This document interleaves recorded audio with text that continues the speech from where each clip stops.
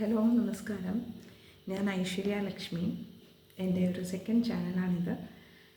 ഇതിൽ വെറും 5 സബ്സ്ക്രൈബേഴ്സാണ് ഞാനിപ്പോൾ ഈ വീഡിയോ എടുക്കുന്ന സമയം ഉള്ളത്. അപ്പോൾ ഇന്നത്തെ ഡേറ്റ് 10-ാം തീയതി 10:45 രാത്രി 10:45. അപ്പോൾ ഈ സമയത്തൊരു ഞാനൊന്ന് ഫ്രീ ആകുന്ന ഈ ഒരു സമയമൊക്കെ ആവും. അപ്പം എൻ്റെ കുറേ നാളത്തെ ഒരു തീരുമാനമായിരുന്നു. ഞാൻ പറഞ്ഞല്ലോ, നമുക്ക് മറ്റൊരു യൂട്യൂബ് ചാനലുണ്ട്. അത് ശരിക്കും പറഞ്ഞു കഴിഞ്ഞാൽ ആൾക്കാർ കൂടണം, സബ്സ്ക്രൈബേഴ്സ് കൂടണം, വ്യൂസ് കൂടണം എന്നുള്ള ഒറ്റ ഉദ്ദേശത്തിൽ മാത്രം നമ്മൾ കൈകാര്യം ചെയ്യുന്നൊരു ചാനലാണ്. അതിലും പ്രോപ്പറായിട്ട് ഞാനൊരു വീഡിയോ ഇടാറോ ഒന്നുമില്ല, മാസത്തിലൊരിക്കലൊക്കെയാണ്. അപ്പോൾ എനിക്ക് താല്പര്യമുള്ള വിഷയം, അതിന് സബ്സ്ക്രൈബേഴ്സ് കൂടിയില്ലെങ്കിലും എനിക്കറിയാവുന്ന കാര്യങ്ങൾ, എനിക്ക് സംസാരിക്കാനൊരു സ്പേസ്. അപ്പോൾ ഞാൻ വിചാരിച്ചു, ഞാൻ ചെയ്തത് തെറ്റായിപ്പോയി. ഞാൻ ആ ചാനലിൽ അങ്ങനെയല്ല ചെയ്തിട്ടുള്ളത്. നമ്മൾ സബ്സ്ക്രൈബേഴ്സ് കൂടണം എന്നുള്ള ഒരൊറ്റ ചിന്തയിൽ മാത്രം മുന്നോട്ട് പോയിട്ടുള്ള, പിന്നെ നമ്മളുടേതായ ചില അഭിപ്രായങ്ങളൊക്കെ തുറന്നുകൊണ്ടുള്ള കാര്യം സംസാരിച്ചുകൊണ്ടുള്ള ഒരു ചാനലാണ്. അതിനേതാണ്ട് അറൗണ്ട് ഒരു 4Kക്ക് മുകളിൽ സബ്സ്ക്രൈബേഴ്സുമുണ്ട്. പക്ഷേ ഇപ്പം ഞാൻ ഈ വീഡിയോ ഇടുന്ന ചാനലിൽ വെറും 5 സബ്സ്ക്രൈബേഴ്സേ ഉള്ളൂ. ഈ 5 സബ്സ്ക്രൈബേഴ്സ് ആരാണെന്ന് കൂടി എനിക്കറിയില്ല. അപ്പോൾ ഞാൻ ഇന്നൊരു വീഡിയോ ആയിട്ട് വന്നിരിക്കുന്നത്, ചിലപ്പോൾ എൻ്റെ ഈ വീഡിയോ ആരും കണ്ടുവെന്നുമില്ല, ഒരാൾ പോലും കണ്ടുവെന്നുമില്ല, ആരിലും എത്തിയില്ല എന്ന് വരാം. പക്ഷേ എങ്കിലും എൻ്റെ മനസ്സിൻ്റെ സന്തോഷം, അല്ലെങ്കിൽ ഞാൻ ചില കാര്യങ്ങളിൽ നിന്ന് നേടിയിട്ടുള്ള നന്മകൾ, എൻ്റെ പ്രാർത്ഥനകൾ, അതാണ് കൂടുതലും. എല്ലാ മതത്തിനും അതിൻ്റേതായ വിശ്വാസങ്ങളുണ്ട്. എല്ലാത്തിനെയും അങ്ങേയറ്റം ബഹുമാനിക്കുന്ന ആളാണ്. ഞാനൊരു ഹിന്ദു മതത്തിൽ ജനിച്ച ആളാണെങ്കിൽ പോലും ഇസ്ലാം മതവും ക്രിസ്ത്യാനിറ്റിയും എല്ലാം ഫോളോ ചെയ്യുന്ന ഒരാളാണ്. ഇസ്ലാം മതത്തിലാണെങ്കിൽ ഞാൻ നോയമ്പുകൾ പിടിച്ചിട്ടുണ്ട്. യാസീനും ആയത്തുൽ കുർസിയും ഒക്കെ ഞാൻ വായിക്കാറുണ്ട്, അതിൻ്റെ മലയാളം. അതിലുപരി ഞാൻ ഒരു ഗുരുവായൂരപ്പൻ്റെ ഭയങ്കര ഒരു ഭക്തയാണ്. സങ്കീർത്തനങ്ങൾ എനിക്ക് കാണാതറിയാം. അപ്പോൾ എല്ലാ മതത്തിനെയും ഞാൻ അതിൻ്റേതായ രീതിയിൽ ഉൾക്കൊള്ളുകയും സ്നേഹിക്കുകയും ചെയ്യുന്നുണ്ട്. ഞാൻ എൻ്റേത് ആ മതം ഈ മതം അങ്ങനെയൊന്നും ഇത് ചെയ്യുന്ന ആളല്ല.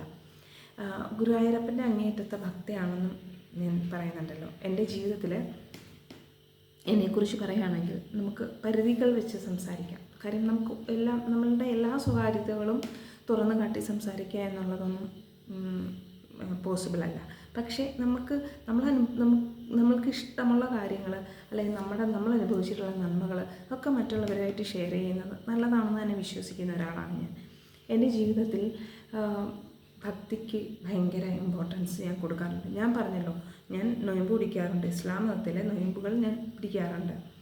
ഞാൻ സങ്കീർത്തനങ്ങൾ കാണാതെ ഖുറാനും ബൈബിളും ഉണ്ട് എനിക്ക്. അതെനിക്ക് ഈ 2 മതത്തിൽ നിന്നുള്ള ആൾക്കാർ തന്നിട്ടുള്ളത് തന്നെയാണ്. അപ്പോൾ ഞാൻ എല്ലാ മാസവും ഒരുപാട് കഷ്ടപ്പെട്ട് ഗുരുവായൂരപ്പനെ കാണാൻ പോയിക്കൊണ്ടിരുന്നിട്ടുള്ള ഒരാളാണ്. ഇപ്പം ഒരു 1 ഇയർ എൻ്റെ ഒരു രോഗത്തിൻ്റെ ഒരു അവസ്ഥയിൽ എനിക്ക് പോകാൻ കഴിഞ്ഞിട്ടില്ല. അതിനു മുമ്പ് എൻ്റെ അമ്മ മരണപ്പെട്ട ഒരു വർഷം. ബാക്കി സമയങ്ങളിലൊക്കെ സ്വന്തമായിട്ട് ഏണിങ്സ് ഉണ്ടാക്കാൻ തുടങ്ങിയപ്പോൾ മുതൽ ഞാൻ ഗുരുവായൂരപ്പനെ എല്ലാ മാസവും പോയി തൊഴാറുണ്ട്. ഒരുപാട് ബുദ്ധിമുട്ടി. കാര്യം ഗുരുവായൂർ എന്നൊരു റൂമൊന്നും എടുക്കാൻ പറ്റില്ല. അപ്പോൾ ക്ലോക്ക് റൂമിൽ ബാഗ് വെച്ചിട്ട് ഭഗവാനെ കണ്ട് തൊഴുത് തിരിച്ച് വെളുപ്പിനത്തെ ട്രെയിനിന് കയറിയിട്ട് 11 മണിയാകുമ്പോൾ ഞാൻ എൻ്റെ വീട്ടിലെത്താറുണ്ട്. എൻ്റെ സ്ഥലം കായംകുളമാണ്. അപ്പോൾ വളരെ ചെറിയൊരു ഫാമിലിയാണ്. എൻ്റെ അച്ഛനൊരു പോലീസ് ഓഫീസറായിരുന്നു. അമ്മ റേഡിയോ നിലയത്തിൽ വാർത്ത വായിക്കുന്ന അമ്മയായിരുന്നു. ഒരുപാട് അങ്ങനത്തെ ഒരു കുഞ്ഞു ഫാമിലിയാണ് എൻ്റേത്. എൻ്റെ അച്ഛനും അമ്മയ്ക്കും ശരിക്കും പറഞ്ഞു കഴിഞ്ഞാൽ ദൈവവിചാരം, ഭക്തിയൊക്കെ വളരെ കുറവുള്ളൊരു ഫാമിലി ആയിരുന്നു. വളരെ കുറവെന്ന് പറഞ്ഞാൽ തീരെ ഇല്ല എന്ന് തന്നെ പറയാം. വൈകുന്നേരം വിളക്ക് കത്തിക്കും, മമ്മി വിളക്ക് കത്തിക്കും. വിളക്ക് കത്തിക്കുമ്പോൾ മമ്മി പറയുന്നത് പപ്പയ്ക്ക് ചപ്പാത്തി ഉണ്ടാക്കുന്ന സമയം. വിളക്ക് കത്തിച്ച ആ സമയം മമ്മി ഓടിപ്പോയി പപ്പയ്ക്ക് രാത്രിയിലത്തേക്ക് ചപ്പാത്തി ഉണ്ടാക്കുക എന്നുള്ളതാണ്. ഞാൻ എൻ്റെ പഠനകാലം മുതൽ തന്നെ എനിക്ക് ഭഗവാനെ ഭയങ്കരമായിട്ട് ഫോട്ടോ ഒക്കെ വെച്ചിട്ട് ഞാൻ പ്രാർത്ഥിക്കും, നാമം ജപിക്കും. അതെന്നിൽ വളർന്നു വന്നു. എൻ്റെ ജീവിതത്തിൽ എല്ലാ നേട്ടങ്ങളും ഉണ്ടായിട്ടുള്ളത് പ്രാർത്ഥന ഒന്നുകൊണ്ട് മാത്രമാണ്. ശരിക്കും എത്ര പേര് ഞാനിപ്പോൾ ഇങ്ങനൊരു വീഡിയോ എൻ്റെ ഈ ഒരു വെറുതെ കിടക്കുന്ന ഈ ഒരു ചാനലിൽ ഇങ്ങനത്തെ ഒരു വീഡിയോ ഇടാമെന്ന് ഞാൻ വിചാരിക്കാൻ തന്നെ കാരണം, എൻ്റെ കുറേ നാളുകൾക്ക് ഇപ്പോൾ ഒരു കഴിഞ്ഞ മാസങ്ങളിലൊക്കെ ഇങ്ങനെ പലരും എൻ്റെ ഭക്തിയെ ചോദ്യം ചെയ്യാറുണ്ട്. ഞാനൊരു എൻജിനീയറാണ്. അപ്പം ഇത്രയും വിദ്യാഭ്യാസമൊക്കെ ഉണ്ടായിട്ട് ഇങ്ങനെ പൊട്ടത്തരങ്ങൾ കാണിക്കാൻ, ഇങ്ങനത്തെ ഭക്തി ഇങ്ങനെയൊക്കെ ഐശ്വര്യക്ക് നാണമില്ലേ? അല്ലെങ്കിൽ നാണമില്ലേ എന്നല്ല, മോശമല്ലേ? നിങ്ങൾ ദൈവം വന്ന് എന്ത് ചെയ്യും ഇങ്ങനെയൊക്കെ ചോദിക്കുന്ന ഒത്തിരി എൻ്റെ ഏറ്റവും അടുത്ത ബന്ധുക്കാരടക്കം പലരും, സുഹൃത്തുക്കളടക്കം ചോദിക്കുന്നുണ്ട്. എനിക്ക് അവരോടൊന്നും പറയാൻ മറുപടിയില്ല. പക്ഷേ ഒന്ന് മാത്രം ഞാൻ പറയാം, ഞാൻ നേടിയിട്ടുള്ള നന്മകളെല്ലാം പ്രാർത്ഥന ഒന്നുകൊണ്ട് മാത്രം കിട്ടിയിട്ടുള്ളതാണ്. ഞാൻ എഴുതി വെച്ച് പ്രാർത്ഥിച്ചിട്ട് നേടിയ ഒരുപാട് കാര്യങ്ങളുണ്ട്. എഴുതി വെച്ച് ഇതിപ്പം കേൾക്കുന്ന ആരെങ്കിലും കേൾക്കുകയാണെങ്കിൽ നിങ്ങളൊക്കെ അത് ട്രസ്റ്റ് ചെയ്യുമെന്നൊന്നും എനിക്കറിയില്ല. ഞാൻ എഴുതി ഇങ്ങനെ 12 കാര്യങ്ങൾ എഴുതി വെച്ചിട്ട് പ്രാർത്ഥിച്ചിട്ട് അതിൽ ഭയങ്കര നടക്കാൻ സാധ്യതകളില്ലാത്ത പല കാര്യങ്ങളും നടന്നിട്ടുണ്ട്. ഞാൻ എൻ്റെ പ്രൊഫഷൻ അടക്കം, ഞാനൊരു സാധാരണ വിദ്യാഭ്യാസം പുലർത്തിക്കൊണ്ട് പോകുന്ന ഒരു കുട്ടിയാണ്. അല്ലാതെ ഒരു ഭയങ്കര ടോപ്പസ്റ്റ് ഹയസ്റ്റ് അങ്ങനെയൊന്നുമല്ല. എന്നാലും ഒന്നിലും ഞാൻ പുറകിലോട്ട് പോകില്ല. ഞാൻ അങ്ങനെ ചെറിയ ചെറിയ അച്ചീവ്മെൻറ്റ്സ് അങ്ങനെ പോയിക്കൊണ്ടിരുന്ന ആളാണ്. ഞാൻ എൻ്റെ പഠനത്തിൻ്റെ സമയത്ത് വന്നു കഴിഞ്ഞപ്പോൾ തന്നെ എന്നേക്കാൾ കഴിവുള്ളവരുടെ മുന്നിൽ ഞാൻ ഒന്നും അല്ലാണ്ട് ഇരുന്നിട്ടുണ്ട്. പക്ഷേ ഭഗവാൻ എന്നെ ഞാൻ പഠിച്ച മേഖലയിൽ ഒരു പെണ്ണായിട്ട് കൂടി സ്വന്തമായ ഒരു സ്ഥാപനം തുടങ്ങാനും ആ സ്ഥാപനം ഭയങ്കരമായ നല്ല രീതിയിൽ കൊണ്ടുപോകാനും ഒക്കെ എൻ്റെ ഭഗവാൻ എന്നെ അനുഗ്രഹിച്ചിട്ടുണ്ട്. എൻ്റെ പ്രാർത്ഥനയാണ് ഓരോന്നിന് പിന്നിലും. എനിക്ക് അർഹമല്ലാത്ത പല നേട്ടങ്ങളും ഓരോന്നും എടുത്ത് പറഞ്ഞു കഴിഞ്ഞാൽ എനിക്ക് പറയാൻ വാക്കുകളില്ല. ഞാൻ ഒന്ന് മാത്രം ചെയ്യും, കൃഷ്ണ ഗുരുവായൂരപ്പ ഭഗവാനെ അനുഗ്രഹിക്കണേ, എന്നെ നീ അറിയാണ്ടൊന്നും സംഭവിക്കില്ല, നിൻ്റേതായ നീ നല്ല വഴിയിൽ എന്നെ നടത്തണേ എന്ന് പറയും. അങ്ങനെ പറഞ്ഞ് പ്രാർത്ഥിക്കും, നാമം ജപിക്കും, നാമപുസ്തകങ്ങളൊക്കെ വാങ്ങിച്ചിട്ട് ജപിക്കും. ഞാൻ പറഞ്ഞല്ലോ, മറ്റു മതങ്ങളിലേതും ഞാൻ പ്രാർത്ഥിക്കാറുണ്ട്, ഞാൻ പള്ളിയിൽ പോകാറുണ്ട്, ഒന്നിനെയും ഞാൻ നിന്ദിക്കില്ല. അപ്പം എൻ്റെ ഈ ഒരു പ്രാർത്ഥന കൊണ്ട് എൻ്റെ ജീവിതത്തിൽ ഞാൻ എഴുതി വെച്ച് പ്രാർത്ഥിക്കും, ദൈവമേ എനിക്ക് ഇന്ന നേട്ടം ഉണ്ടാകണം, വിദ്യാഭ്യാസത്തിൽ, ജോലി തുടങ്ങിയപ്പം ജോലിയിൽ, അങ്ങനെ എഴുതി വെച്ച് പ്രാർത്ഥിക്കുക. നിങ്ങളോട് പറയാൻ 4 ദിവസം കൊണ്ടൊക്കെ എൻ്റെ പ്രാർത്ഥനയിൽ ഫലം കണ്ടിട്ടുണ്ട്. ഇന്നും അതെ. ഞാൻ എൻ്റെ ഗുരുവായൂരപ്പനെ കാണാൻ പോകുമ്പോൾ എനിക്ക് ഒന്നും ആവശ്യപ്പെടാൻ എനിക്ക് താല്പര്യമില്ല. ഞാൻ വിചാരിക്കും ഞാൻ ഒന്നും ആവശ്യപ്പെടണ്ട, ഒന്നും ആവശ്യപ്പെടാതെ തന്നെ എൻ്റെ ഭഗവാൻ എനിക്ക് എല്ലാം തരാറുണ്ട്. എനിക്ക് ചെല്ലുമ്പോൾ ഞാൻ മിക്കപ്പോഴും എന്തെങ്കിലും പരിഭവം പറയുവാൻ ഞാൻ ചെല്ലും. പക്ഷേ ചെല്ലുമ്പോൾ ഞാൻ മറന്നു പോകും. അങ്ങനെ ഒരു പാട്ടുണ്ടല്ലോ, പരിഭവം പറയുവാൻ ഞാൻ എത്തിയപ്പോൾ അതെല്ലാം മറന്നുപോയി എന്ന് വരുന്ന ഒരു പാട്ട് ഞാൻ ഓർത്തു പോകുന്നു. ഞാൻ അങ്ങനെ തന്നെയാണ്, ഞാനങ്ങ് മറന്നു പോകും. അവിടുത്തെ മണ്ണും മഞ്ചാടിയും ഒക്കെ പെറുക്കി ഞാൻ വീട്ടിൽ കൊണ്ടുവരും. അതെല്ലാം അടുത്ത കാണുന്ന വരെയുള്ള എൻ്റെ കാത്തിരിപ്പും സ്വപ്നവും ഒക്കെ അതാണ്. എൻ്റെ ഏറ്റവും വലിയ ആഗ്രഹം ഗുരുവായൂർ ഒരു താമസ സൗകര്യം ഉണ്ടാകണം, അവിടുത്തെ നാമജപം കേട്ടിട്ട് ജീവിതം പോകണം എന്നൊക്കെ, അങ്ങനെയൊക്കെയുള്ള ഒരുപാട്.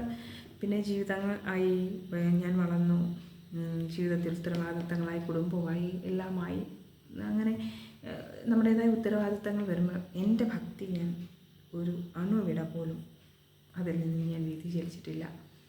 എനിക്ക് ഭക്തി നമ്മൾ വിചാരിക്കുന്ന പോലെയല്ല, നമ്മളെ എല്ലാ പ്രതിസന്ധികളിലും ഓവർകം ചെയ്യും. എൻ്റെ ഈ വീഡിയോ കാണുന്ന ആരെങ്കിലും ഒരാളെങ്കിലും, നിങ്ങൾ ഏത് മതത്തിലായിക്കോട്ടെ, നിങ്ങളൊരു ഹിന്ദു ആണെങ്കിൽ തീർച്ചയായിട്ടും ഗുരുവായൂരപ്പ കൃഷ്ണ എന്ന് പറഞ്ഞിട്ട് നിങ്ങളൊരു ഓം നമോ നാരായണായ നിങ്ങളൊരു 10 പ്രാവശ്യം അല്ലെ 21 പ്രാവശ്യം നിങ്ങൾ ജപിച്ചിട്ട് ഇന്ന് മുതൽ ഞാൻ കിടക്കുകയുള്ളൂ എന്ന് നിങ്ങളൊന്ന് തീരുമാനിക്കും. അല്ലെങ്കിൽ നിങ്ങളൊരു ഇസ്ലാം മത വിശ്വാസിയാണെങ്കിൽ നിങ്ങൾ ആയത്തുൽ കുർസി ഒരു ദിവസം പോലും യാസീനും ആയത്തുൽ കുർസിയും ഞാൻ ചൊല്ലാതിരിക്കില്ല എന്ന് തീരുമാനിക്കും.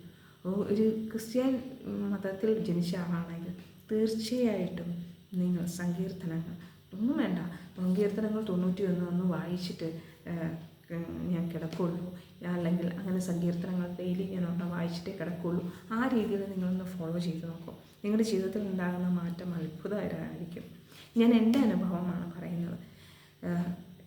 സാമ്പത്തികമായിട്ടാണെങ്കിൽ ലക്ഷങ്ങളുടെ കാര്യങ്ങളൊക്കെ ഞാൻ നേടിയിട്ടുള്ളത് പ്രാർത്ഥന ഒന്നുകൊണ്ട് മാത്രമാണ്. റിയലി. എന്നാൽ പിന്നെ നാളെ മുതൽ ജോലിക്ക് പോയാണ്ടല്ലോ, പ്രാർത്ഥിച്ചാൽ മതിയല്ലോ എന്ന് ഈ വീഡിയോ ആരെങ്കിലും കേൾക്കുകയാണെങ്കിൽ അവർക്ക് തോന്നും. അങ്ങനെയല്ല കേട്ടോ. നിങ്ങൾ ജോലിക്ക് പോകുന്ന വഴിയിൽ അത്ഭുതങ്ങൾ കാണിക്കാൻ ദൈവത്തിന് പറ്റും. നിങ്ങൾ വെറുതെ ഇരിക്കുന്നിടത്തും അത്ഭുതങ്ങൾ കാണിക്കാൻ ദൈവത്തിന് പറ്റും. നമ്മളെക്കൊണ്ടാണെന്ന് ലിമിറ്റേഷൻസ്, ദൈവത്തിന് ലിമിറ്റേഷൻസ് ഇല്ല. റിയലി.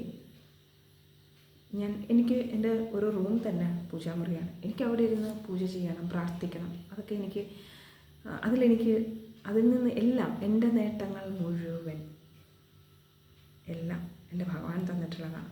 പ്രാർത്ഥന ഒന്നുകൊണ്ട് മാത്രം, നാമജപം ഒന്നുകൊണ്ട് മാത്രം നേടിയിട്ടുള്ള കോടികളുടെ കാര്യങ്ങളുണ്ട്. ലോകം അത്ഭുതത്തോടു കൂടി കാണുന്ന രീതിയിൽ എന്നെ എൻ്റെ വളരെ ചെറിയ പ്രായത്തിൽ എത്തിക്കാൻ എൻ്റെ ഭക്തിക്ക് കഴിഞ്ഞിട്ടുണ്ട്. അപ്പം നിങ്ങൾ ഓരോരുത്തർക്കും അതിന് വഴി ശകല സമയം ഒന്ന് മാറ്റി വെച്ചൂടെ? ഈ വീഡിയോ ആരൊക്കെ കാണും എന്നൊന്നും എനിക്കറിയില്ല. ഒരാളെങ്കിലും കാണുമോ അതും എനിക്കറിയില്ല. ഞാൻ അടുത്ത ദിവസം ഗുരുവായൂർ പോകുന്നുണ്ട്.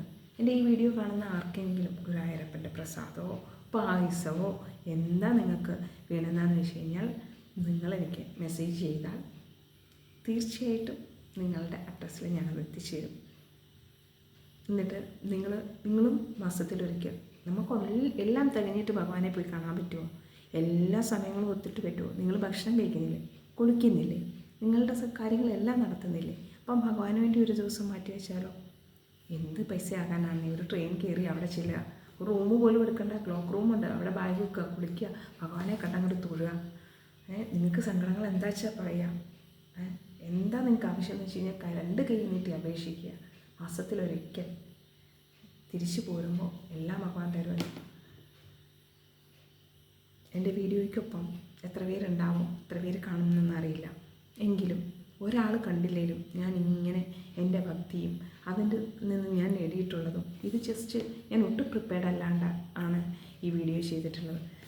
എനിക്ക് നേടിയിട്ടുള്ള നേട്ടങ്ങൾ, ഞാൻ അതിനുപയോഗിച്ചിട്ടുള്ള മന്ത്രങ്ങൾ, നാമജപങ്ങൾ, അതെന്തൊക്കെയാണ്, ഞാൻ എന്തൊക്കെയാണ് ഫോളോ ചെയ്ത് പോകുന്നത്, അതൊക്കെ നിങ്ങൾക്ക് താല്പര്യമുണ്ടെങ്കിൽ നിങ്ങളിലേക്ക് ഞാൻ എത്തിക്കും. നിങ്ങൾ പ്രാർത്ഥിക്കൂ, നാമം ജപിക്കൂ. ഉറപ്പാണ് നിങ്ങൾക്ക് ഞാൻ പറയുന്ന വിശ്വാസമാണല്ലോ, നിങ്ങൾക്ക് ആഗ്രഹിച്ചിട്ട് നടക്കാത്തൊരു വലിയ കാര്യം ഭഗവാന്റെ മുന്നിൽ നിങ്ങൾ ഇന്നെന്ന് വയ്ക്കുക. ഈ ഐശ്വര്യലക്ഷ്മി പറഞ്ഞല്ലോ, ഞാനും ഓം നമോ ഭഗവതി വാസുദേവായ, ഓം നമോ നാരായണായ ചൊല്ലും ഇത്ര തവണ. ഞാൻ ഇത്രയെല്ലാം 5000 തവണ ചൊല്ലും, 3000 തവണ ചൊല്ലും. എൻ്റെ ഈ കാര്യം സാധിക്കുമെന്ന് എനിക്ക് നോക്കണം. ഒരിക്കലും മറ്റൊരുത്തന് ദോഷമുള്ളൊരു കാര്യമാവരുത്. നിങ്ങൾക്ക് നന്നാവാൻ വേണ്ടി എന്തോ ആഗ്രഹിക്കാം. അന്യർക്ക് ദോഷമുള്ളതൊന്നും നമ്മളാരും ചിന്തിക്കേണ്ട. നമ്മളാരും അങ്ങനെ ചിന്തിക്കില്ലല്ലോ. നമ്മൾ നന്നാവണം എന്നേ നമ്മൾ ആഗ്രഹിക്കാറുള്ളൂ. അന്യർക്കൊരു ദോഷമൊന്നും വരണമെന്ന് ആരും വിചാരിക്കാറില്ല എന്നാണ് എൻ്റെ വിശ്വാസം. അപ്പം എൻ്റെ ഈ പ്രാർത്ഥനയോടുകൂടിയും എൻ്റെ ഈ നാമജപവും എൻ്റെ ദൈവത്തിനെ ഞാൻ മനസ്സിലാക്കിയിട്ടുള്ളതും നേടിയിട്ടുള്ളതും നിങ്ങൾ ഓരോരുത്തരിലും ഞാൻ എത്തിക്കാം. അതിൽ എനിക്ക് ഒന്നും ചെയ്യാൻ പറ്റാണ്ട് പോയിട്ടുള്ള ഒരു കാര്യം മാത്രമേ ഉള്ളൂ എൻ്റെ ജീവിതത്തിൽ. ഒരുപക്ഷെ അത് നമ്മളിൽ ആരാലും തടയാൻ പറ്റാത്ത ഒരു കാര്യമായതുകൊണ്ടായിരിക്കാം. അതിനെക്കുറിച്ചൊക്കെ അടുത്ത വീഡിയോയിൽ ഞാൻ ചെയ്യാം. ഡെയിലി കിടക്കുന്നതിന് മുമ്പ് എൻ്റെ ഭഗവാനെക്കുറിച്ച് 2 വാക്ക് പറഞ്ഞിട്ട് കിടക്കാൻ എനിക്ക് ഭാഗ്യം ഉണ്ടാവട്ടെ. അതിനെൻ്റെ ഈ ചാനൽ സഹായിക്കട്ടെ, നിങ്ങളിലേക്കൊക്കെ എത്തിക്കാൻ പറ്റട്ടെ. അപ്പം പല കാര്യം മറക്കണ്ട.